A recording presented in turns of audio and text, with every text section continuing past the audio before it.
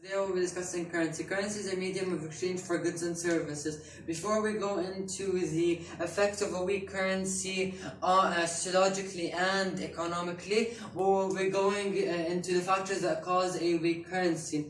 So first of all, we'll be going into imports and exports. What are imports and exports? Imports and exports are, first of all, imports are the goods and services made in an outside country sold to a country. It's the amount that is paid for those goods and services. While exports are goods and services made in a country sold to the outside, it's the amount received.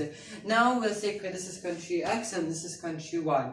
So when country X sells its cars to country Y for, let's say, about 6,000, then country Y sells its vegetables to country X for about 5,000. We can see this is how imports and exports work. So let's take country Y as the example. Its imports are 6,000, while its exports are 5,000, meaning it's paid more than it received, meaning imports higher than exports is one of the causes for a weak currency.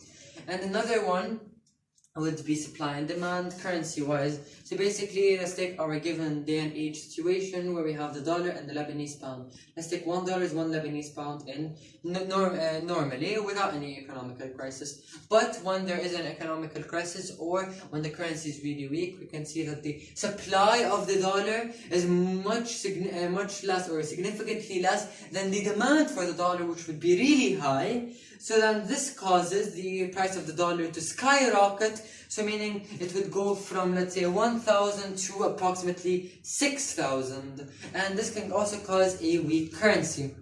Now we'll be moving on to the effects of a weak currency sociologically and economically. The effect of the devaluation of the Lebanese currency. Most notably, we can see that there's an increase in the demand for essential goods and products, making them more expensive because they are now the cost of making them is more expensive. Thus, the supply is less than the demand. Therefore, their prices would skyrocket. Also, we can see a decrease in income is one of the factors that cause the rise in the unemployment rate in Lebanon to 40% in 2020. Also, these two are the factors that affect, or one of the factors that affect the poverty rate to increase to 55% in 2020.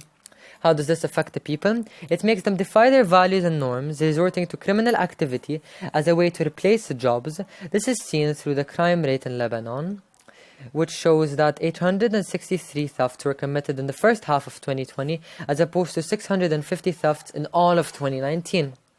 This disrupts the circular flow model since the government is unable to supply public goods as efficiently. Plus, people are getting less income and the businesses are paying more. There's also an increase in taxes. Personal income tax rate in Lebanon is expected to reach 24% in 2020, end of 2020, beginning of 2021.